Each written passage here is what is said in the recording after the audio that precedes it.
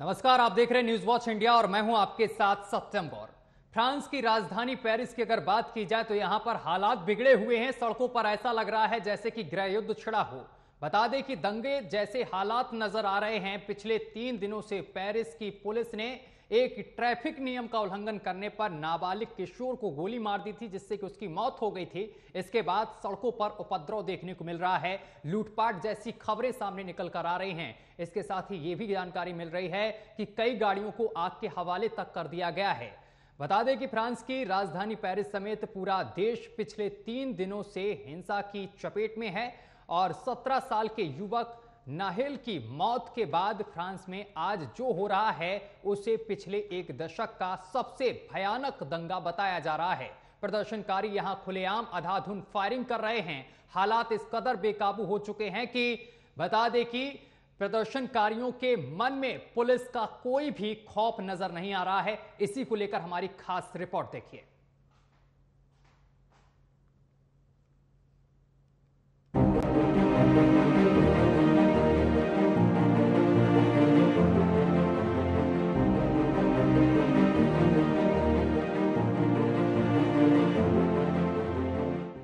France की राजधानी Paris समेत पूरा देश पिछले 3 दिनों से हिंसा की चपेट में है।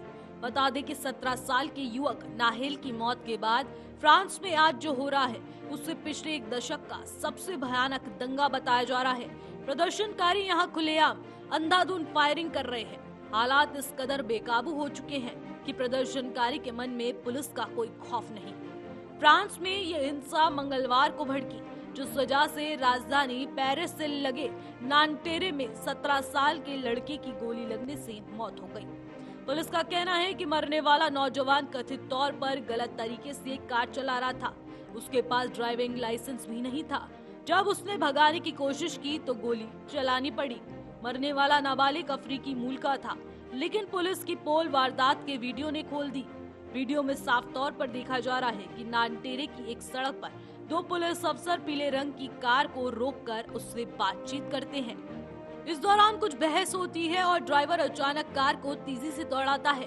तभी पुलिस अफसर ड्राइवर के सिर पर गोली मार देता है और ये कार आगे जाकर दीवार से टकरा जाती है। 17 साल का नाबालिग मौके पर ही दम तोड़ देता है। पेरिस में हिंसा से बस ट्रांसपोर्ट ठप हो गई है और दर्जनों बसें तबाह हो चुकी हैं। प्रदर्शनकारियों के निशान पर दुकान, दफ्तर, बैंक, शॉपिंग मॉल, लाइब्रेरी और स्कूल है और हालात बिगड़ते देख फ्रांस की पीएम ने मंत्रियों के साथ बैठक के बाद ऐलान किया कि वो फ्रांस में इमरजेंसी भी घोषित कर सकते हैं। दंगे की तीसरे ही दिन 249 पुलिस वाले जख्मी हुए। वहीं पुलिस ने 875 लोगों को गिरफ्तार कर लिया है। वीएक्सपोर्ट जिले में युवाओं ने पुलिस वाहनों पर पथराव के बाद पुलिस ने शुक्रवार शाम को दक्षिण शहर मर्सिले में आंसू गैस का इस्तेमाल किया।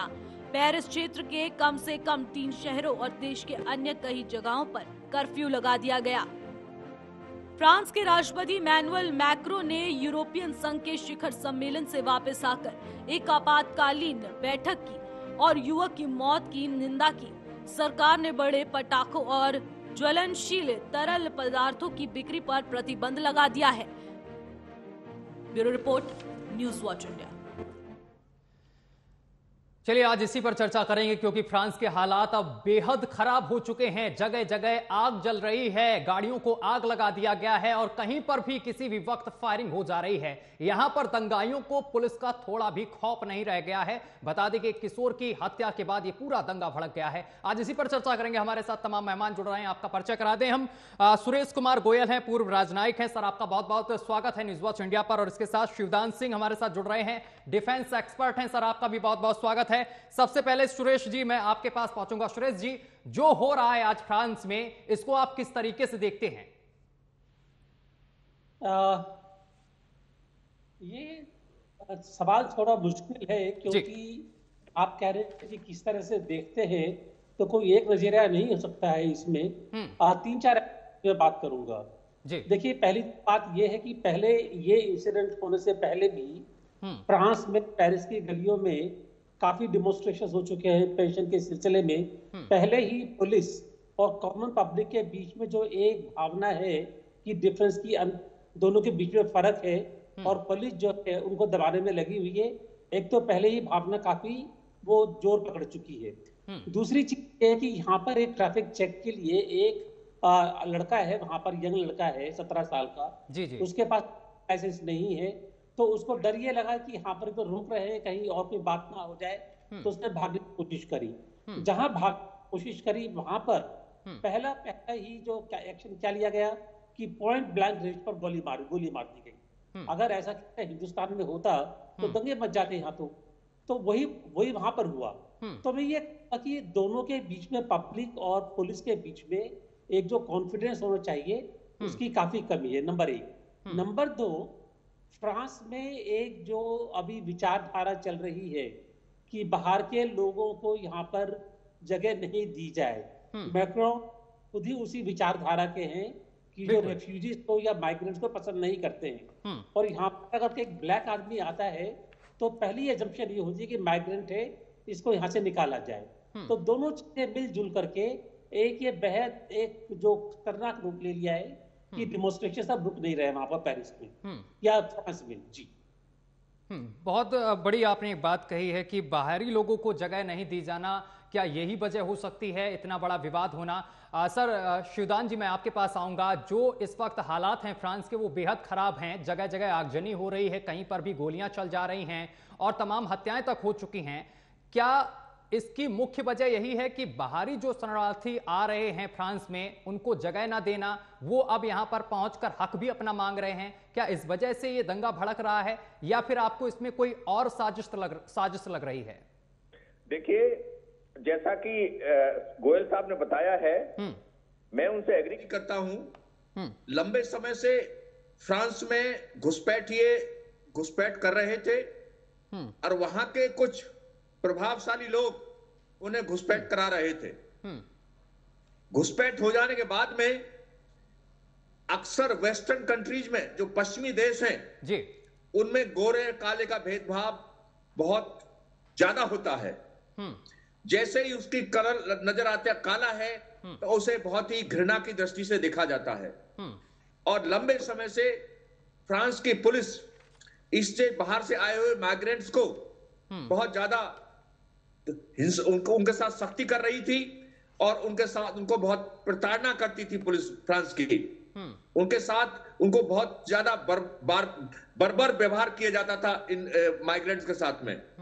इस सबसे तंग आकर के ये जो हिंसा अभी भड़की है, हाँ। ये एक तरह का ब्लास्ट हुआ है जिसकी काफी दिनों से एक्सपेक्टेशन थी।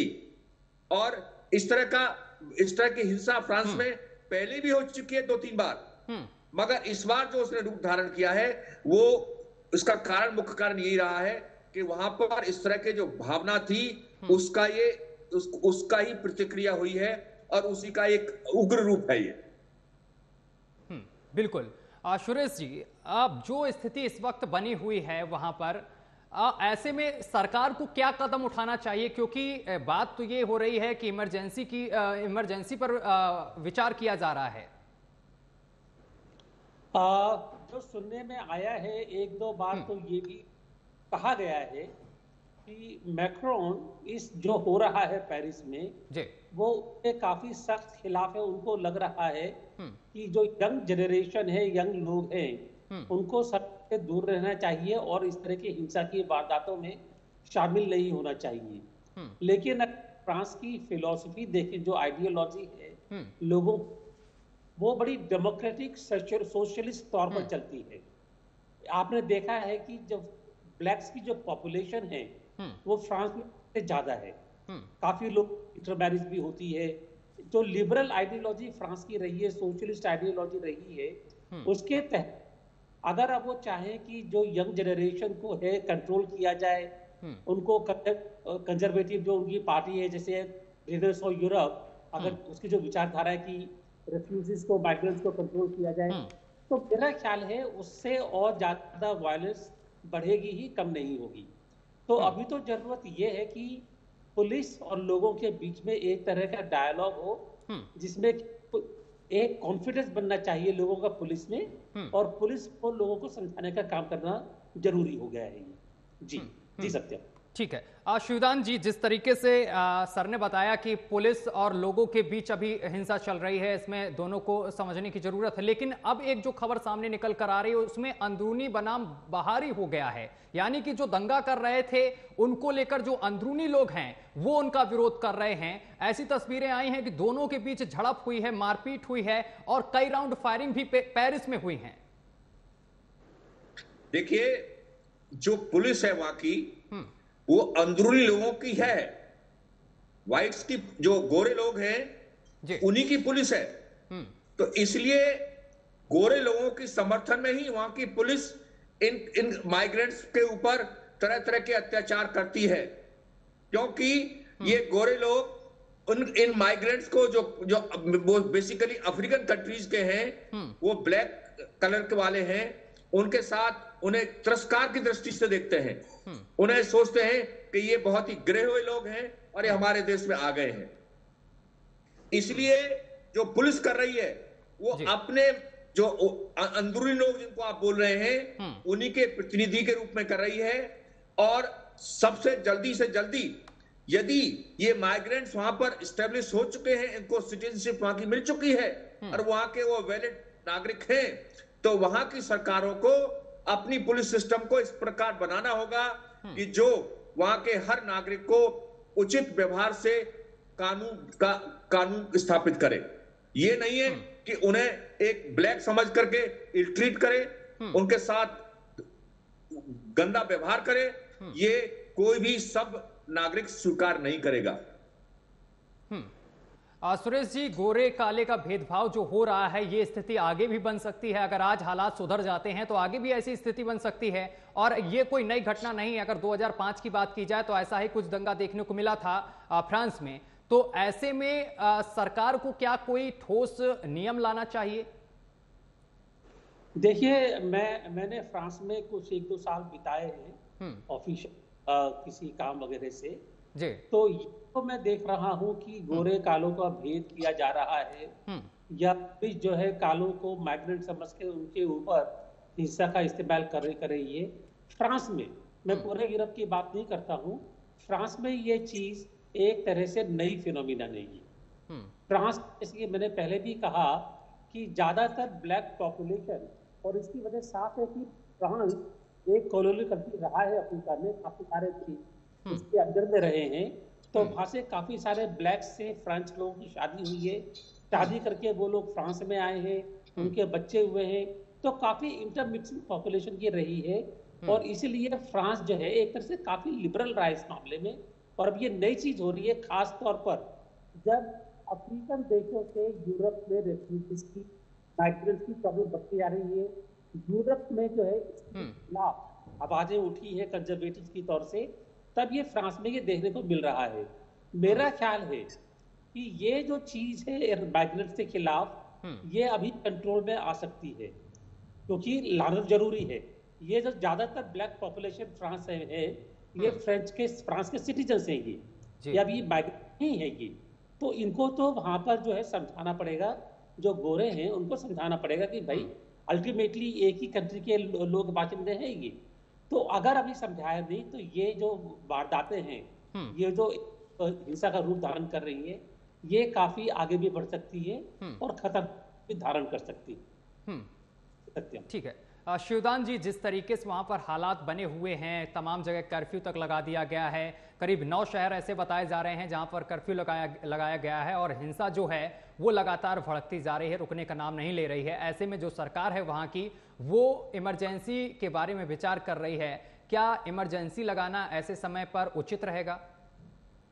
देखिए, जहां पर इतनी हिंसा हो रही है और इतना तनाव है, तो उसको नियंत्रण में करने के लिए यदि वहां की सरकार इमरजेंसी लगाने की सोच रही है, तो इसमें कोई बुरी बात नहीं है। इमरजेंसी उसी देश का ही कानून है, और इमरजेंसी के द्वारा इनके दो डे टू डे लाइफ के कंडक्ट है हर नागरिक के, वहां पर वो नियंत्रित होंगे। और एक प्रकार से यदि उन्हें 1-2 महीने के लिए इमरजेंसी लगाने की जरूरत है, तो इसमें लगाने में कोई बुराई नहीं समझता मैं। ठीक है सुरेश जी, जिस तरीके से वहां पर हालात बने हुए हैं और फ्रांस में लगातार आगजनी हो रही है, तो ऐसे में क्या भारत और फ्रांस के बीच जो व्यापार है उसमें भी क्या प्रभाव पड़ेगा? देखिए, प्रभाव पड़ सकता है अगर इन हिंसा की वारदातों से फ्रांस के अंदर की जो ट्रांसपोर्टेशन है, लॉजिस्टिक्स है, पोर्ट तक सामान जाना होता है, आना होता है, इंस्टीट्यूशनल अरेंजमेंट्स होते हैं, अगर वो उन पर असर पड़ता है, लोगों को काम पर आना होता है, रिकॉर्ड मेंटेन करने होते हैं, तब तो असर पड़ेगा। लेकिन वरना मैं नहीं समझता हूं कि किसी आइडियोलॉजी के चलते हुए कि फ्रांस और इंडिया में कोई इतना प्रभाव आए। उनके रिश्ते अच्छे हैं। मैं एक चीज जरूर कहूंगा, अभी शिवदान जी ने कहा कि इमरजेंसी में कोई बुराई नहीं है, बिल्कुल सही।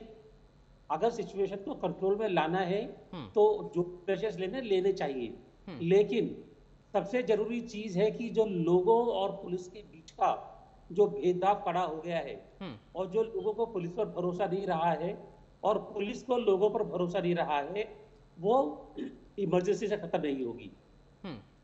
इसके लिए इन दोनों ही जो ग्रुप हैं, इनको आपस में बातचीत करनी पड़ेगी। हर एक कंट्री में होता है, यूएसए में होता है, कुछ कमेटियां बनती है, आपस में डायलॉग होता है ताकि वो लोग और एक तरह से जो बीच के ये भेदभाव पैदा हो गए उनको खत्म करें।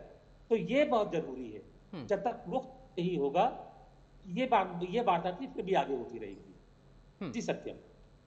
शिवदान जी, जो चीजें सामने निकल कर आई हैं कि एक ट्रैफिक का उल्लंघन कर दिया नियम का, और इसके बाद उस युवक को गोली मार दी गई, एक किशोर को, क्या इसके बाद इतनी बड़ी हिंसा तो कहीं भी नहीं हुई है किसी भी देश में?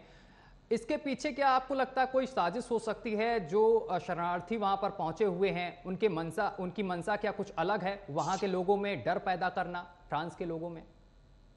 देखिए, जैसा मैंने पहले भी कहा था, लंबे समय से इनको तिरस्कृत किया जा रहा था, इनके साथ बदसलूकी की जा रही थी। और जैसा कि अक्सर जब पश्चिमी देशों का पूरे विश्व में राज था, जिस तरह से उन्होंने सामंतशाही विश्व में चलाई, वही सामंतशाही प्रवृत्ति इन्होंने इन काले लोगों पर वहां लगाने की कोशिश की। और ऐसे टाइम में जो उनके देश के दुश्मन होते हैं, वो ऐसे तत्वों को भड़काने की कोशिश करते हैं जिनको भड़का के वो सरकार के विरुद्ध या समाज की एक रसता को खराब कर सकते हैं, समाज की शांति को बर्बाद कर सकते हैं। ऐसे तत्वों का वहां पर हाथ होने की संभावना पूरी है। वहां के जो देश के दुश्मन हैं, उनका हाथ इसमें पूरा हो सकता है, क्योंकि जिस तरह का जो वायलेंस वहां नजर आ रही है, ये प्रॉपर ऑर्गेनाइज है, ये संगठित वायलेंस है, जिसके पीछे काफी दिनों की तैयारी वहां पर की जा रही होगी, विचारधारा तैयार की जा रही होगी कि इस तरह का जो भी मौका मिलेगा उससे हम अपना स्कोर इनके साथ सेटल करेंगे। तो इसमें कोई दो राय नहीं है कि इसमें साजिश हो सकती है, और इस सरकार को चाहिए कि उन एलिमेंट्स का पता लगाए जिन्होंने इस वायलेंस में इसको भड़काने की कोशिश की है और इसको पूरा हेल्प दी है। सुरेश जी, लगातार हिंसा हो रही है और तमाम तस्वीरें, नई तस्वीरें सामने निकल कर आ रही हैं। पेरिस की बात की जाए तो यहाँ से कुछ अलग तस्वीरें निकल कर आ रही हैं, तमाम शहरों की बात की जाए तो वहाँ से लगातार तस्वीरें निकल कर आ रही हैं। कहीं गोलियां चल रही हैं तो कहीं किसी गाड़ी को आग लगाया जा रहा है। अब तो ऐसी नौबत आ गई है कि तमाम जो घर हैं वहाँ पर जो लोग रह रहे हैं उनके घरों में लूटपाट तक हो रही है। ऐसे में अब सरकार को क्या करना चाहिए, क्या सोचना चाहिए, एक ठोस कदम क्या उठाना चाहिए जिससे कि इन तमाम चीजों से निपटा जा सके? देखिए, पहले तो ये है कि 2 स्टेप्स लेने पड़ेंगी। एक खाली स्टेप से काम नहीं चलेगा, और ये इसके बारे में शिवदान जी पहले बोल भी चुके हैं कि पहले तो लॉ एंड ऑर्डर मेंटेन करने के लिए जो भी मुश्किल से मुश्किल कदम उठाना है वो उठाया जाए जी। उसमें जो भी कदम उठाया जाए उसमें ये भेदभाव नहीं किया जाए कि ये काला है या गोरा है कौन। आप ये देखेंगे कि जो भी दंगों में इन्वॉल्व हैं, अभी जो वायलेंस में इन्वॉल्व हैं, खाली काले लोग नहीं हैं, वो दोनों ही तरफ के लोग हैं इसमें। क्योंकि फ्रांस में जो इंस्टीट्यूशन है लाइक पुलिस, उसका रवैया है, जो बाकी जो कॉमन यंग पॉपुलेशन है उसका रवैया अलग है, वो सफेद हो या काले हो, उनका रवैया अलग है। तो पहले तो जो भी मुश्किल से मुश्किल कदम है लॉ एंड ऑर्डर मेंटेन करने के लिए वो उठाया जाए। उसके साथ ही साथ मैकेनिज्म एस्टैब्लिश किया जाए। ये याद रखें कि अभी 2-1 साल में लोगों के इलेक्शन का टाइम भी आ रहा है, तो उन्हें अपने इलेक्शन को याद रखते हुए जो परसेप्शन है उसको भी ओवरकम करना पड़ेगा। तो उसके लिए जो मैकेनिज्म है ये बातचीत करने का, ये बहुत आवश्यक है। उन दोनों चीजों के बिना शांति स्थापित नहीं होगी। शिवदान जी, जिस तरीके से हिंसा हो रही है, क्या लगता है फ्रांस के क्या दुश्मन देशों का भी इसमें हाथ हो सकता है इस आग को और बढ़ाने का? देखिए, आजकल परोक्ष युद्ध का जमाना है। परोक्ष युद्ध को इसको इंग्लिश में प्रॉक्सी वार कहते हैं। आजकल आमने सामने के युद्ध से कोई मसला हल होता नहीं है। आपने देखा होगा यूक्रेन में पिछले 1.5 साल से युद्ध चल रहा है, मगर अभी तक कोई कंक्लूजन नहीं आया है। परोक्ष युद्ध में का जो मेथड है वो ये है कि दुश्मन देश की सामाजिक व्यवस्था को बर्बाद करना। तो इसमें पक्का हाथ है दुश्मन देशों का। जो फ्रांस के दुश्मन हैं, उन्होंने बहुत खोज करके ये रीजन पता लगाया होगा कि यहां पर इन गोरे काले का आपस में झगड़ा करा करके इस देश में सामाजिक एकरसता को या कम्युनल हार्मोनी को जिसको बोलते हैं उसको हम बर्बाद कर सकते हैं।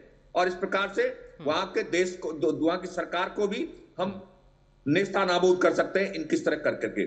तो इसमें कोई दो राय नहीं है। यह पूरा शक मेरा कंफर्म है कि इस हिंसा के पीछे जरूर परोक्ष युद्ध की प्लानिंग है। और इसके लिए प्रॉपर वहां पर मीडिया ने या उनके सोशल उसने प्रॉपर इनको मोटिवेट किया होगा, इनका ब्रेन वॉशिंग की होगी और हिंसा के लेवल तक इनको लाया गया होगा। तो इसलिए ये मौका मिला है, एक स्पार्क हुआ है और उससे ये हिंसा हो गई है। सुरेश जी, आखिरी प्रतिक्रिया क्या होगी आपकी? मेरा आखिरी प्रतिक्रिया ये है कि आपने कहा किसी दुश्मन देश का हाथ हो सकता है क्या? बिल्कुल, क्योंकि इतनी छोटी घटना जो हुई है इस पर उन लोगों को कानून व्यवस्था पर ध्यान देना चाहिए, उस पर भरोसा रखना चाहिए था। इतना बड़ा दंगा तो नहीं होता कि 9 जो राज्य वो शहर हैं वहां पर कर्फ्यू लग जाए और सड़कों पर उपद्रव हो। मैं जरा पूरा कर लूं जी, 1 मिनट का टाइम दीजिएगा। लेकिन अगर मैं देखूं यूरोप में, एशिया में या कहीं और भी, ऐसा कौन सा देश हो सकता है जो कि फ्रांस का दुश्मन है?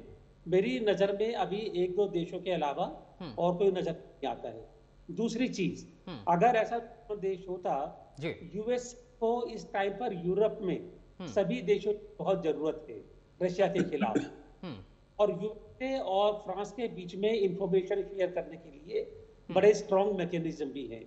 तो अभी तक वो जानकारी फ्रांस के पास होती। तो मेरे ख्याल देश कर रहे हैं या नहीं कर रहे हैं, हम इसको अभी एक स्पेकुलेशन के तौर पर रखें, लेकिन जो भी कार्रवाई करनी है इसके बेसिस ही, जो अंदर हो रहा है उसके बेसिस पर करें। जी शिवदान जी, आपकी आखिरी प्रतिक्रिया क्या होगी?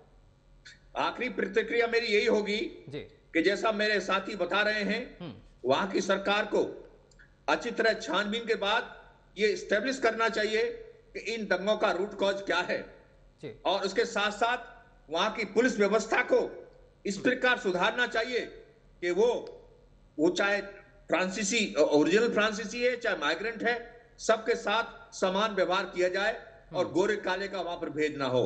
एज फार एज कानून लागू करने वाली एजेंसी का कंसर्न है, कानून लागू करने वाली एजेंसी को इस प्रकार के इसके भेदभावपूर्ण व्यवहार नहीं करना चाहिए। इससे एक नागरिक के दिल में बहुत बुरी भावना आती है कि चलो मुझे लोकल तो आप आसपास के लोग तो कर ही रहे हैं, मगर कानून लगाने वाली पुलिस और अधिकारी भी हमारे साथ भेदभाव कर रहे हैं, तो उससे उसके दिल में एक फीलिंग रहती है कि मैं इसका बदला लूंगा।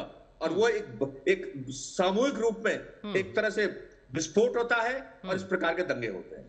चलिए, आप दोनों मेहमानों का बहुत बहुत शुक्रिया हमारे साथ जुड़ने के लिए, तमाम बातचीत करने के लिए। तो आपको बताते चले कि फ्रांस में जो स्थिति है वो इस वक्त बेहद खराब है, क्योंकि फ्रांस के साथ साथ जो पेरिस राजधानी है यहाँ पर भी दंगा भड़क चुका है और इसके साथ ही कई गाड़ियों को आग के हवाले कर दिया गया है, कई घरों में भी आग लगा दी गई है। लगातार लूटपाट जैसी खबरें भी सामने निकल कर आ रही हैं। फिलहाल मेरे साथ अभी के लिए बस इतना ही। देश दुनिया की तमाम खबरें देखने के लिए देखते रहिए न्यूज़ वॉच इंडिया।